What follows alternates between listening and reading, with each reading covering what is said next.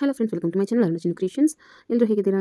ಎಲ್ಲರೂ ಚೆನ್ನಾಗಿದ್ದೀರಾ ಅನ್ಕೊಂತೀವಿ. ಇವತ್ತು ನಾವು ಮಾಡ್ತಾ ಇರೋ ರೆಸಿಪಿ ಬಂದು ಮೆಂತ್ಯ ಸೊಪ್ಪಿನ ಪಕೋಡ. ಅದು ಹೇಗೆ ಮಾಡೋದು ಅಂತ ನೋಡೋಣ. ಮೊದಲಿಗೆ ನಾನಿಲ್ಲಿ ಒಂದು ಬೌಲ್ನಲ್ಲಿ ಕಡಲೆ ಹಿಟ್ಟು ಮತ್ತು ಒಂದು ಸ್ಪೂನ್ ಅಕ್ಕಿ ಹಿಟ್ಟು ಹಾಕೊಂಡಿದ್ದೆ. ಈಗ ಇಲ್ಲಿ ನಾನು ಹೆಚ್ಚಿಟ್ಕೊಂಡಿರೋ ಮೆಂತ್ಯ ಸೊಪ್ಪು, ಈರುಳ್ಳಿ, ಹಸಿಮೆಣಸಿನಕಾಯಿ, ಕರಿಬೇವು, ಕೊತ್ತಂಬರಿ ಸೊಪ್ಪು ಎಲ್ಲ ಹೆಚ್ಚಿಟ್ಕೊಂಡಿದ್ದೀನಿ ಸಣ್ಣದಾಗಿ. ಸೊ ಇದನ್ನೆಲ್ಲ ಕಡಲೆ ಹಿಟ್ಟು ಜೊತೆಗೆ ಹಾಕೊಳ್ಳೋಣ.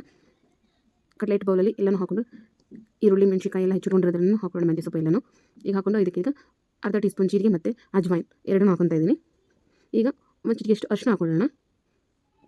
ಒಂದು ಚಿಟಿಕೆಯಷ್ಟು ಅರಿಶಿನ ಹಾಕ್ಕೊಂಡು ಈಗ ರುಚಿಗೆ ತಕ್ಕಷ್ಟು ಉಪ್ಪು ಹಾಕೊಳ್ಳೋಣ. ಈಗ ಫಸ್ಟ್ ಅದನ್ನು ನೀಟಾಗಿ ಮಿಕ್ಸ್ ಮಾಡ್ಕೊಳ್ಳೋಣ. ಕೈಯಲ್ಲಿ ನೀರು ಹಾಕದೆ ನೀಟಾಗಿ ಮಿಕ್ಸ್ ಮಾಡ್ಕೊಳ್ಳೋಣ ಫಸ್ಟು. ಈಗ ನೋಡಿ ನೀಟಾಗಿ ನಾನು ಮಿಕ್ಸ್ ಮಾಡ್ತಾ ಇದ್ದೀನಿ ಎಲ್ಲನೂ. ಇವಾಗ ಸ್ವಲ್ಪನೇ ನೀರು ಹಾಕೊಂಡು ಕಲಿಸ್ಕೊಳ್ಳೋಣ ಪಕೋಡ ಹಿಟ್ಟಿನ ಅದಕ್ಕೆ. ಈಗ ಸ್ವಲ್ಪ ಇಲ್ಲಿ ಅಡುಗೆ ಸೋಡಾ ಹಾಕ್ತಾ ಇದ್ದೀನಿ. ಅಡುಗೆ ಸೋಡಾ ಹಾಕಿದ್ಮೇಲೆ ನೆಕ್ಸ್ಟ್ ಸ್ವಲ್ಪನೇ ನೀರು ಹಾಕೊಂಡು ಕಲಿಸ್ಕೊಳ್ಳಿ ಪಕೋಡ ಹಿಟ್ಟನ್ನು.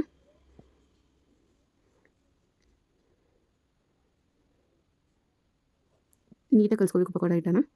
ತುಂಬ ತೆಳ್ಳಗೆ ಹೋಗಬಾರ್ದು, ತುಂಬ ಗಟ್ಟಿನೂ ಆಗಬಾರ್ದು.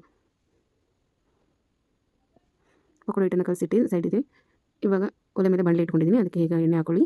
ಕರಿಯೋದಕ್ಕೆ ಎಷ್ಟು ಎಣ್ಣೆ ಬೇಕು ನೋಡ್ಕೊಂಡು ಹಾಕೊಳ್ಳಿ. ಎಣ್ಣೆ ಬಿಸಿ ಆದಮೇಲೆ ಪಕೋಡನ ಕರ್ಕೊಳ್ಳೋಣ. ಈಗ ನೋಡ್ತಾರೆ ಎಣ್ಣೆ ಬಿಸಿಯಾಗಿದೆ. ಈಗ ಪಕೋಡ ಹಾಕೊಳ್ಳೋಣ.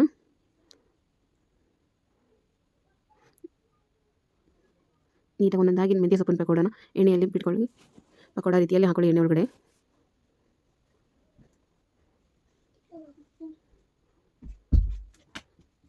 ಪಕೋಡ ಹಿಟ್ಟು ಜಾಸ್ತಿ ತೆಳ್ಳಗೆ ಹೋಗಬಾರ್ದು, ಗಟ್ಟಿನೂ ಇರಬಾರ್ದು ಜಾಸ್ತಿ.